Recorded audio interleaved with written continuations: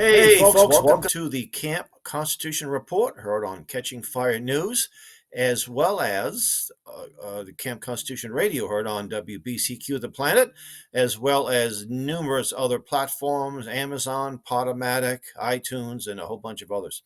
Well, last week's show, I want to mention that I am the director of Camp Constitution, and we have a wonderful week-long family camp that's coming up July 16th to the 21st, and registrations have started to come in, and we actually concerned that we might sell out, and some of the return campers and families will be out of a place. And it's sort of almost a good problem to have because not that we want to turn anybody away, it's that we just getting a lot of new people.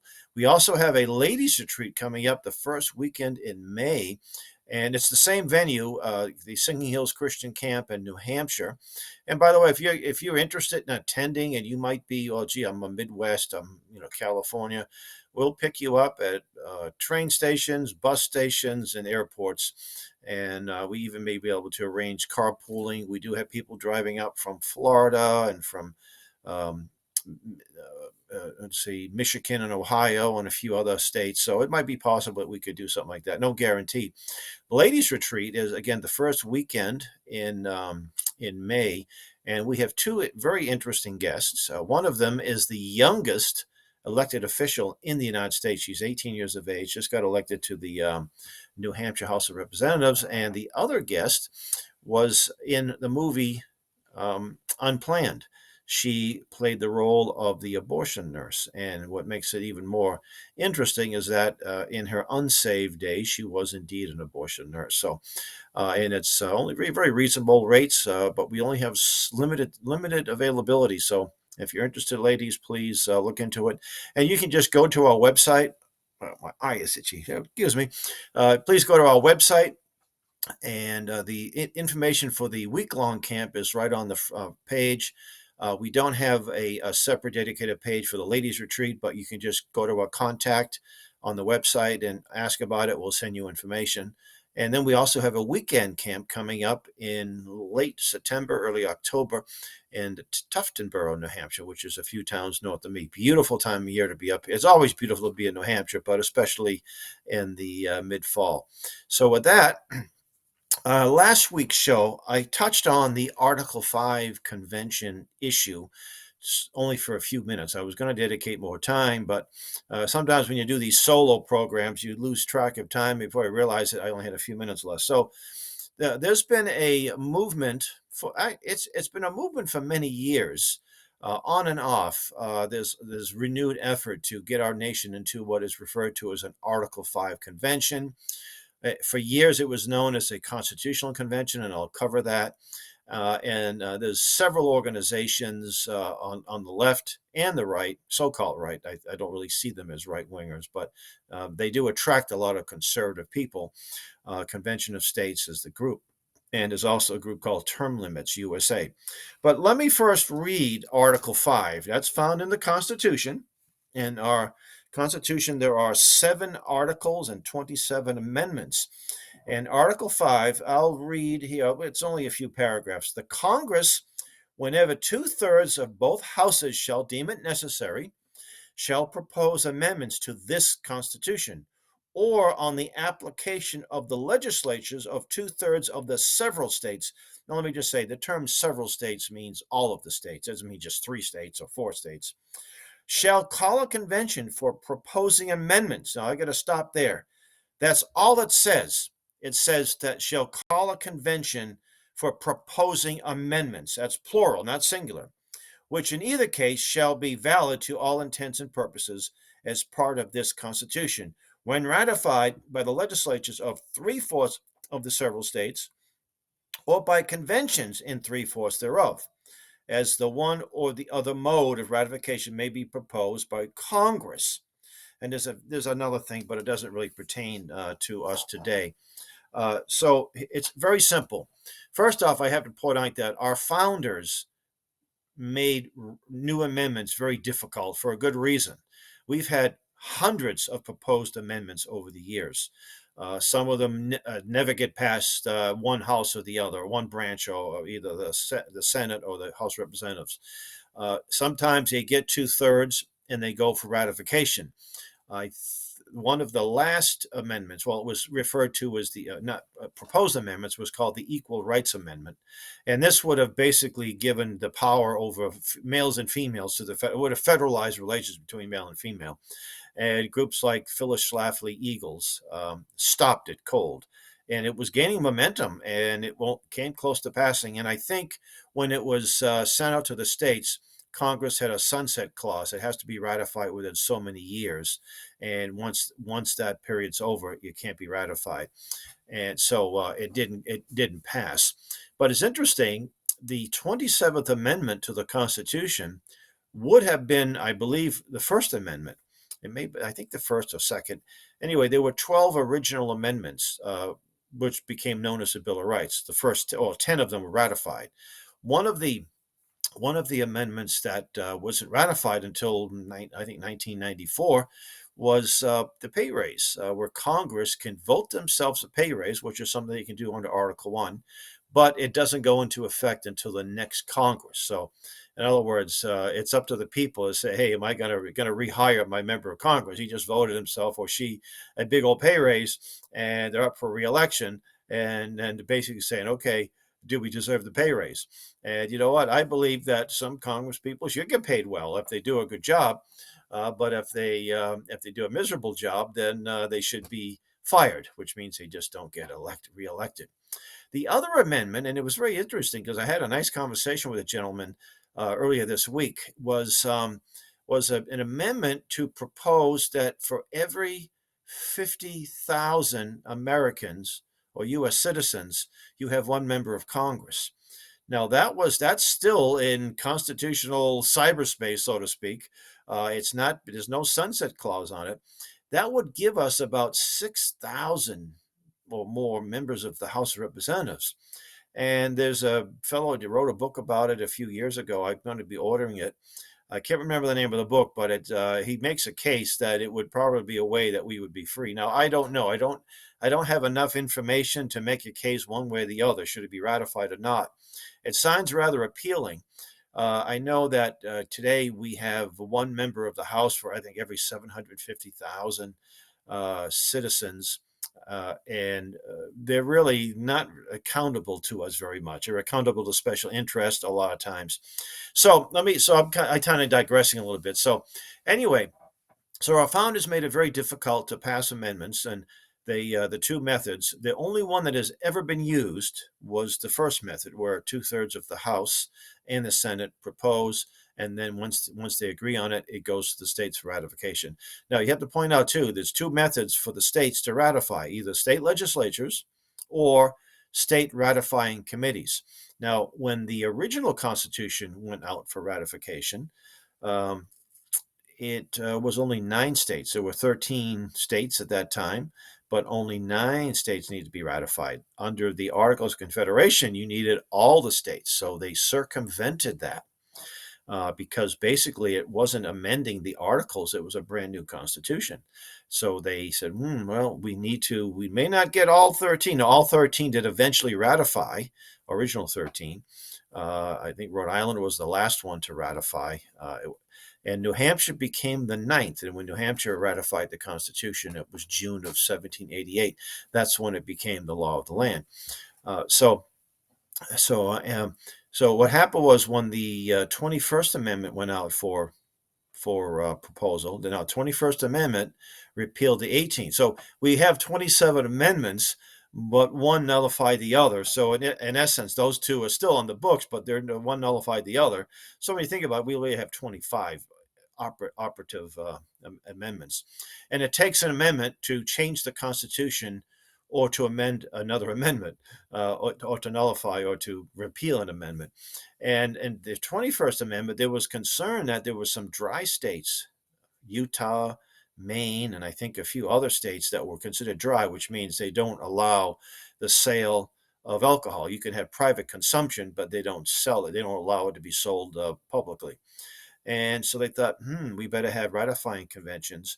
And they did. And I understand even Utah, which was, I think, the driest of the dry states, ratified it. If my memory serves me right. But nevertheless, it did pass. And within a short time, I think the 18th Amendment was passed, I think, somewhere right after World War One, and by 1934 or 33, it was repealed. So I think it was only operative. The prohibition only lasted about 10 or 12 years or so. So again, the founders wanted to make it very difficult. So they also gave the power to the states to propose or to apply, not to, the states don't have absolute control, but you need 2/3 of the states. I think that's 34. And over the years, there's been literally hundreds of applications. In fact, before the ink was just about dry on the Constitution, Virginia was the first state to apply for an Article 5 convention, and New York was the second state. And the purpose was to give us a Bill of Rights. And there were some founders that said, you don't need a Bill of Rights. I think it was James Madison. Originally, initially he got behind it, I believe, but and I think it was James Madison, and I think Hancock and a few thought, you know what, we don't really need one. Not Hancock, Hamilton. It was Hamilton, because the Congress, the Constitution gave specific and limited powers to the federal government. Everything else was left up to the states.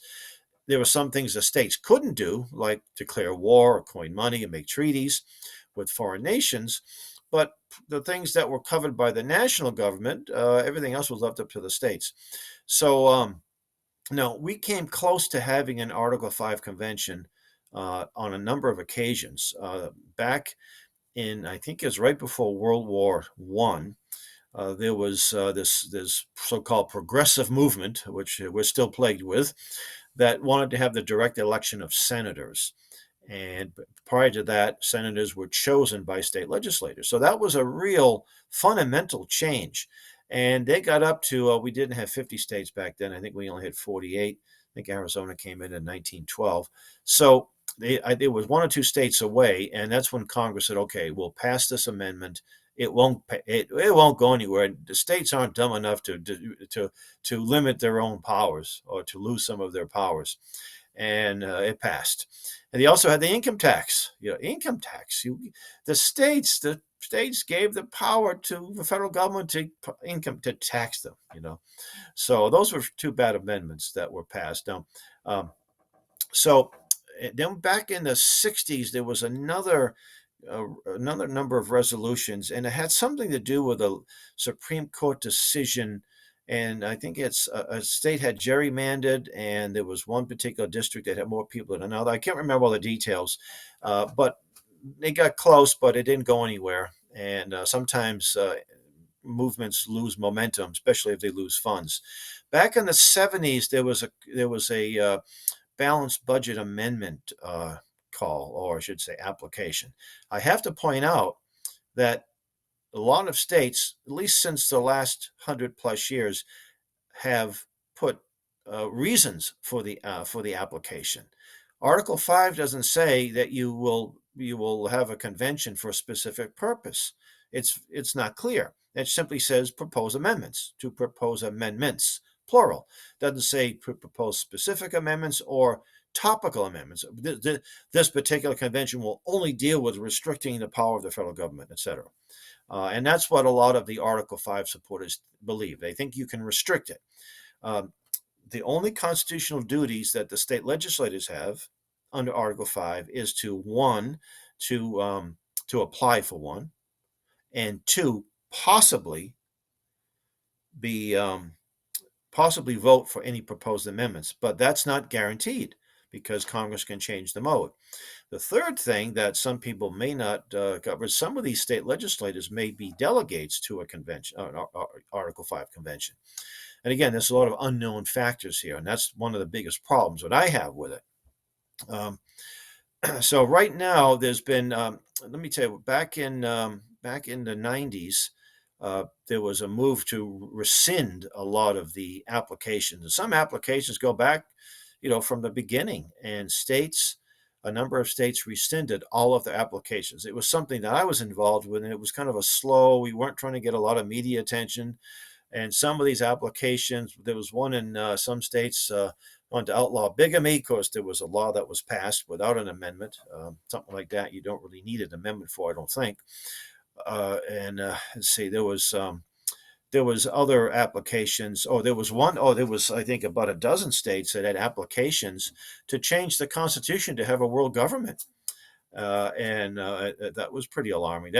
Thankfully, that didn't go that far. Then there was an amendment to have a let's see, it was the Liberty Amendment, and this was something that was, I think, it was an amendment that would have done away with a lot of these federal agencies, and I think it would have repealed the income tax. So I think there was like two things in that amendment, and it got some momentum, but not really a whole lot. And I do want to mention this too, because some of our detractors have accused us of being basically baby killers. You know, even though that none of these folks are advocating Convention of States, Term Limits USA, none of them are advocating a pro-life amendment. I'm in favor of a pro-life amendment. I'll say that right now. Um, but there were a number of states. I don't know if we got more than 12 or 15. I'm not sure. I had the numbers at my fingertip at one point, but it was something like that. There was some pro-life people that thought that you could actually have a convention limited to one thing.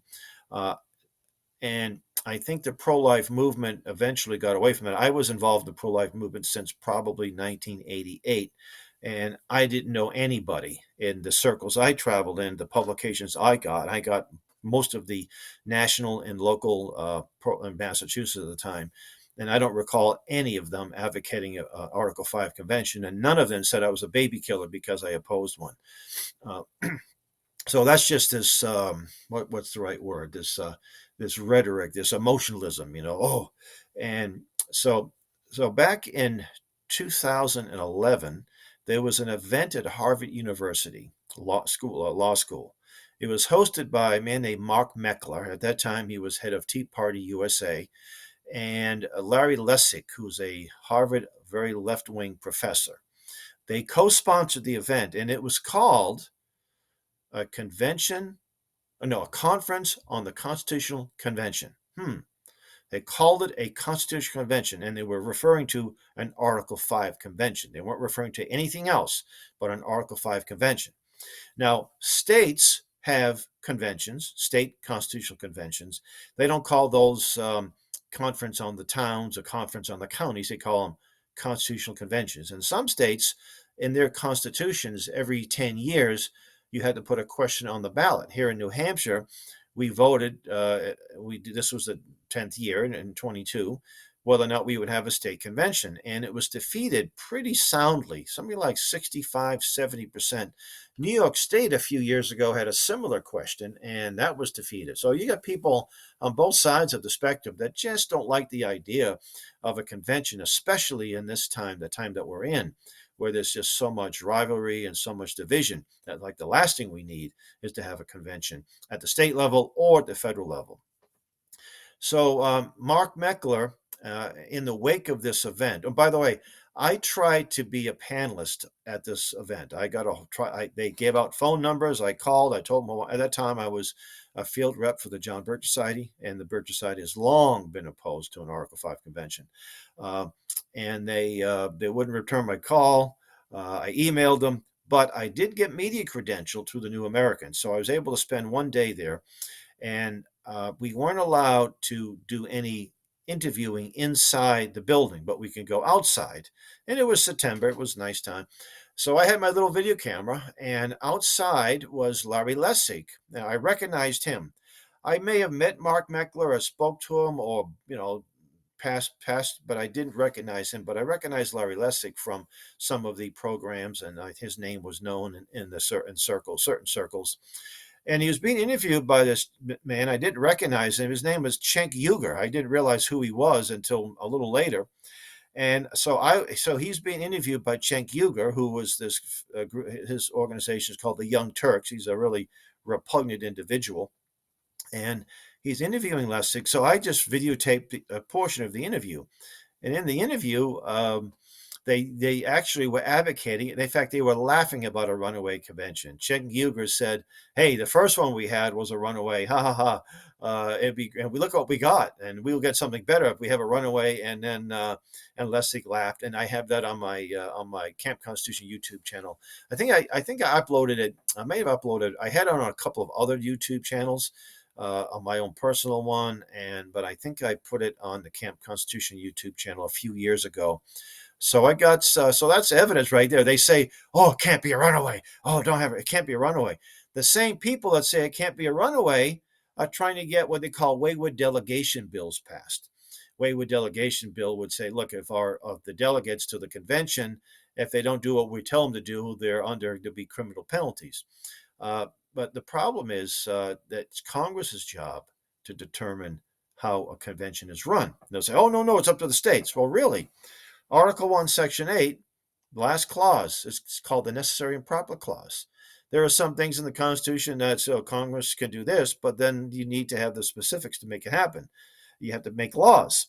And I was going to bring the whole thing up. It was like a 1,400-page document. And we put it back in print. A friend of mine gave me a copy way back in the late 80s, and I found it. I thought, oh man, this is so hard to get. It's called Constitutional Convention Procedures, Hearings Before the Subcommittee on the Constitution of the Committee of the Judiciary, United States Senate. And that was back in 1979. So there were three bills that were proposed to guide an Article 5 convention because they thought, hey, we're getting resolutions that we may have to call one, and we better have some rules because there aren't any right now. And I think it was Orrin Hatch, Utah. He was the one that chaired this committee. He was very much in favor of an Article 5. It was S3, S520, and S1710. These were the three bills. And you had people on both sides of the issue. And there's always been liberals and conservatives that have been both opposed and in favor of one. So to say that it's just right wingers pushing it or left wingers opposing it or vice versa is not true. There's people opposing things and supporting things for different reasons. Common Cause, for example, is a group that is opposed to an Article 5 convention. Although their Rhode Island chapter attended this 2011 event, and they seem to be in favor of one. But the national group is very much opposed, and they have local groups that work with people like us. I've not worked directly. I've been in touch with a few people on the phone, but we haven't worked directly. But I'll work with any reasonable person to oppose something, but not to call for one, or apply for one. And we put this back in print. This is just the front cover, but if you want to see it for yourself, and this is good evidence of the fact that Congress is the entity that will make the rules. At least they may make the rules, but then the convention may ignore them. And how are they going to enforce it? So that's one of the problems. But we have this as a free download on our website, campconstitution.net, and just say downloads and scroll down for Constitution Convention Procedures. And I think it was actually the late Judge Robert Bork who said that even if Congress tries to pass laws on guiding an Article 5 convention, that the convention may just change the rules.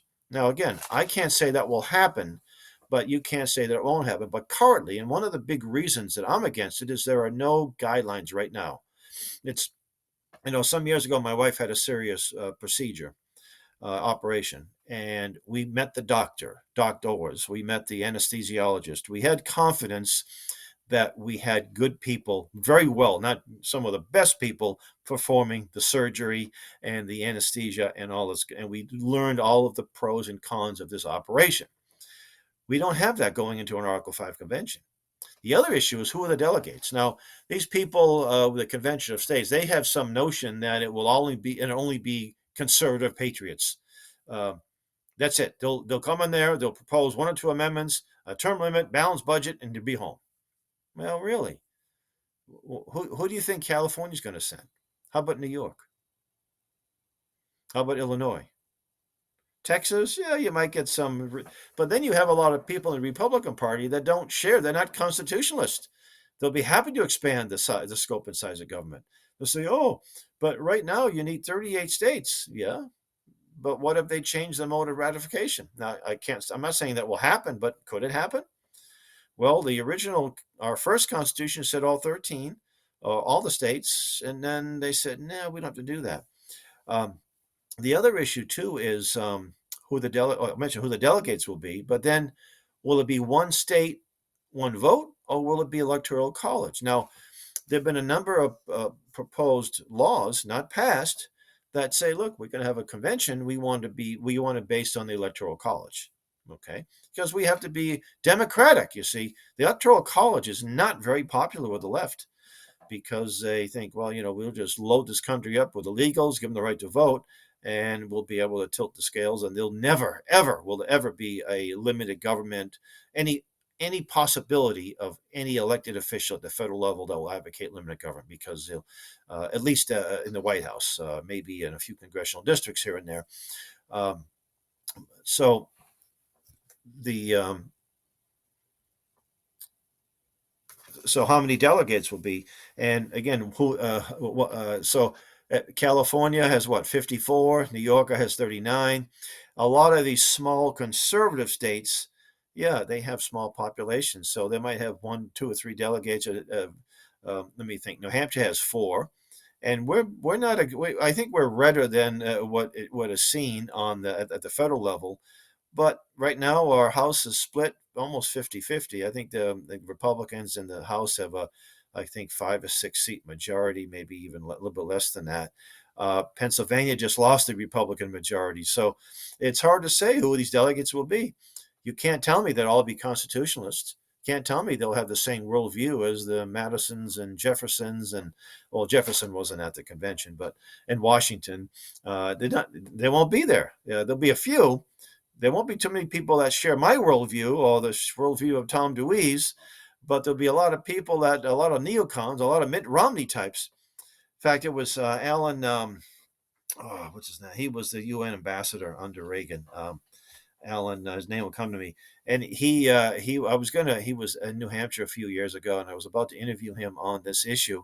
And before I did, he spoke on it, and he said, "How are you going to deal with the Romney faction, the Bush faction?" He said they'll be at this convention, and they're going to have influence. So it's not going to just be MAGA Republicans. It's not going to be constitutionalists and libertarians. It's going to be made up of a lot of so-called leftists, progressives, the Bernie Sanders, and the AOC types too.